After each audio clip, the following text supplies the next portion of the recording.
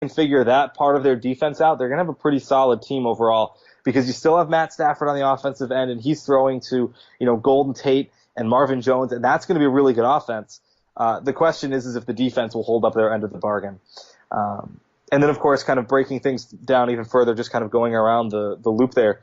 With the Vikings, I just kind of dissed Kirk Cousins, and I don't want to, he's a really good quarterback still, but, the thing, and you mentioned it too, with how it's kind of like brain surgery when you take a free agent quarterback and stick him into a new team. The good news for Cousins this year is that last year the Vikings did a lot of dink and dunk passes.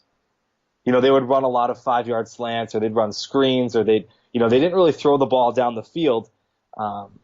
And so I think that at the very minimum, Kirk Cousins can do that. We did see him throw a really beautiful throw to Stephon Diggs at one point during the Broncos game. That was, I don't know if it was a little bit of luck, a little bit of skill, maybe both, but that looked really good, and that was impressive to me at least.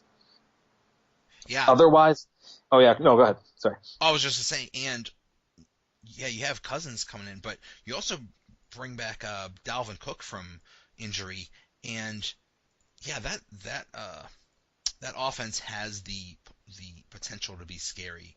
Even if, no matter what kind of throws they make or something. Because Cook looked amazing in the brief time he was playing. Mm-hmm. And then just to kind of, I know we talked about the Packers, so I'll briefly mention the Bears for a minute. The thing that's interesting to me about the Bears is that they're almost like the opposite of the Lions in that I think their defense is above average, and they have some really good guys. And once they get the whole Roquan Smith thing figured out, I know they're having contract issues with him. But once they figure all of that out, I think their defense is going to be pretty good, and it's really going to come down to if the offense can hold up their end of the bargain, because Mitchell Trubisky's a really good quarterback, but he didn't really have a great first week of this preseason. He went 2 for 4 for 4 yards and was sacked on his only 2 drives that he played for.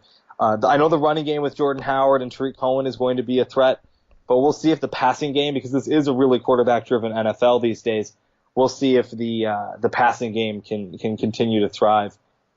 Yeah, every time I talk about the outlook of a team, I sound like a broken record because I always say it's all about the quarterback. You're right. It's such almost the play of the quarterback is how the entire team is going to go. And yeah, it's going to be really interesting with the Bears because they have a new coach, a new young offensive-minded coach, but basically it all rests on Mitchell Trubisky. If he could get going, then yeah, you're right. They have a pretty good defense, so they'll be fine. But if he still struggles, then that's not good. I don't know if you saw this too. This is just kind of funny. I think it was a couple days ago before the first preseason game. Mitchell Trubisky was signing autographs for the fans. And apparently his backup quarterback, dressed in disguise as a fan, had Mitchell Trubisky sign an autograph for him. Trubisky obviously didn't recognize him, and they told him after, and he just got a huge kick out of it. But that was really funny to me. So hopefully Trubisky will play better on the field than he does at recognizing his own backup. But I did see that. That was hilarious. Yeah. Hopefully he recognizes defenses better than his own teammates. Yeah, well, the thing is too, did none of the fans recognize this backup as well? That's the part that perplexes me is that, every quarterback in the NFL these days is 6'3" and at least 215, 210 pounds, and it's just impressive that none of the fans thought, is he an NFL player? I was gonna say, it's like, wow, this guy's really big. Maybe you should be out there playing. So, speaking of bad quarterback performances, on the Rams, wow, Sean Mannion went 3 of 13 for 16 yards, 1 interception, and got sacked twice. That's 16 yards more than I had this week. I know Jared Goff is the man, but it looks like they better just hope that nothing ever happens to Jared Goff. Well, the other thing, too, with the Rams' performance is that, not only did Goff and Gurley sit, the entire starting lineup sat from the get-go. The only players that played were Jamon Brown, the right guard, and then Samson Ebukam, if I'm pronouncing that right, who is an outside linebacker. So On some levels, yes. The Sean Mannion didn't play very well, but at the same time, if something were to happen to Jared Goff, you'd like to think that having Gurley as well as the other starting lineups around him, like Brandon Cooks and Todd Gurley, would make a little bit of a difference for him. Hopefully. Yeah, yeah, and it's so hard to come to any conclusions through, especially week one of preseason games, because most of the starters don't play. Really, it seems like the starters only play like in week three of the third game of the preseason, and maybe a quarter, maybe a half. I know the Steelers. I think they play one series the entire preseason, and that's it with the first teamers. Yeah, and the thing is too is that's really a direct result of first of all, teams have always done this, but second of all, especially last year, there are so many guys that had catastrophic injuries to their seasons. I think it was like probably like the best player on almost every single team, it felt like, was hurt.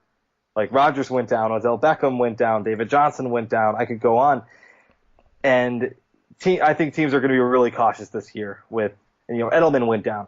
Teams are going to be really cautious this year with playing guys. I'd be surprised if we saw guys like Rodgers or even Odell play until maybe the first series or two of the last preseason game, even if that results in a slower regular season start, because that also happened to, I think the Packers had a little bit of that as well a couple of years ago, where they didn't play anybody until the first drive of week 4, and that was it.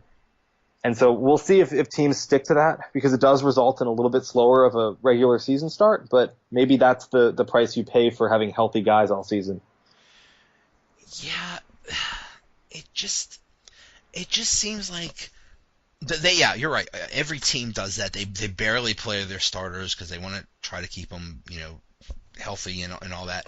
But it seems like the opposite happens because, not to sound old, but back in the day, they used to, kill each other in training camp, and now they barely do anything. I mean, they make a big deal in the Steelers training camp that they actually tackle each other, and they actually put on pads and hit each other in practices, and that's like a revolutionary thing. Like, wow, they actually hit each other. Yeah, they actually play football. Exactly. Yeah. So it's they're so. They treat them with kid gloves, but then when there actually is actual games, or even preseason games, and they're actually are hitting each other and tackling each other, it's like that's when they get hurt. It's like because they're not really in the practice of it. So I don't know. We'll see, but you're right. We're not going to see much from any starters on any team. So the Jets, it seems like they have not a quarterback controversy, but they do have actually 3 quarterbacks that might be possible starters. Obviously, Darnold is going to be maybe not starting this year, but he's going to be at least the backup. But it looks like they're just auditioning Teddy Bridgewater, and he looked pretty good. Yeah, you mentioned Darnold and Bridgewater. Let's tell you what, I know it's the first preseason game, and I don't want to get way in over my head here, and I'm going to say some things in a second that I will raise some eyebrows, I think, for some of your listeners. I'm kind of aboard the Darnold train at this point. He looked fantastic. The touchdown pass that he had, that was like to the short corner, I thought that was amazing. I thought that he sensed pressure really well and was able to move throughout the pocket, escape the pocket if needed. He was able to throw on the run, and this is going to be, I'm going to regret this probably one day, but I'm going to say right now, some of the stuff that Darnold was doing did look Aaron Rodgers-esque at times. He obviously had a lot of short throws, easy completions, but there were some times when he was running through the pocket and making some throws on the run that I was really impressed with, that I haven't seen a lot of quarterbacks be able to do, especially considering it was his first NFL game ever. Yeah, and that's pretty interesting for a rookie. And I'm not sure what the plan is, or I mean, from what I hear, Bridgewater is just they're just auditioning him to be traded or something, and That's the impression I got as well. yeah, I'm not sure whether they're thinking of playing Darnold, right away. I don't know, but I mean, if he keeps looking so good, I don't know. Maybe they'll consider it. Yeah, I just you always hope with teams like the Jets and the Browns and the Bills, even with Josh Allen, you kind of hope that they almost don't. I'd much rather, great quarterbacks can typically sit on the bench for a few years, learn, figure things out, and then when they step in, they look really good almost immediately. Look no further than guys like the two best quarterbacks maybe ever with Rodgers and Brady.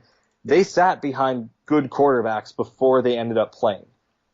And I think that was to their benefit, despite the fact that it cost them 3 years of racking up touchdowns and yards and stats, things like that. I truly think it's better when you don't thrust your 20, 21, 22-year-old quarterback into the spotlight right away. We've seen for the Browns that it's a formula that doesn't work. I think that teams are starting to recognize that more and more, that if this is such a quarterback-driven league where the quarterback is the most important piece, that they're almost like an investment rather than almost like any other position on the field. Like you can throw in a 20-year-old running back and have him do his thing. You can't necessarily throw in a 20-year-old quarterback and have him succeed right away. Right. And even if they do, like let's say they decide to throw in Darnold or whatever the Browns decide to do or the Bills or whatever, it's like that first year is a mulligan. It's like, oh well, we know he's not gonna be very good because he's learning on the job, so just have to deal with it. So yeah, we'll see. And yeah, I mean, Aaron Rodgers, he sat and as soon as he started, he was fine. The Steelers maybe might have that issue. Who knows how it's going to shake out with Ben Roethlisberger and Mason Rudolph. The talk in Pittsburgh is, well, what's going to happen with the backup quarterback situation? Is it Landry Jones has been the backup for a few years, but is Mason Rudolph going to be the number 3 guy? Is he just going to sit back and learn, or is he going to be the main backup in case anything happens to Roethlisberger?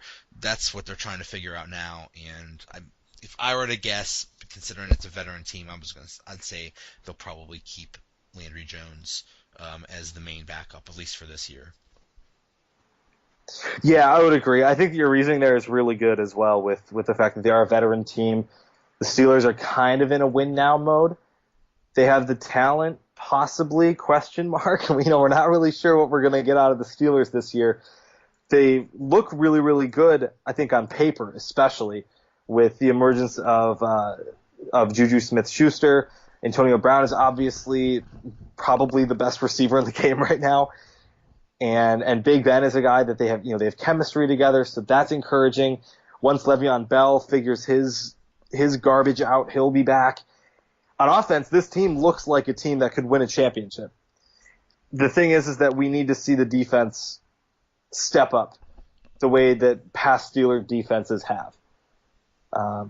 Obviously, when the Steelers are best is when their defense is at their best, and they're going to need that this year. Yeah, that's the big question. When Ryan Shazier got hurt last year, that basically killed the defense. And what killed them was, well, his backup also went down, which didn't help. So they had to get Sean Spence, who was basically sitting on the couch, and have him play. But in the offseason, they really did not replace him. They did sign Bostic and he should be the other inside linebacker, but they didn't really address the situation, through the draft or anything. So that's the question: is what are they actually going to do? Are they just going to have a lot of nickel and dime, or have just a lot of defensive backs out there?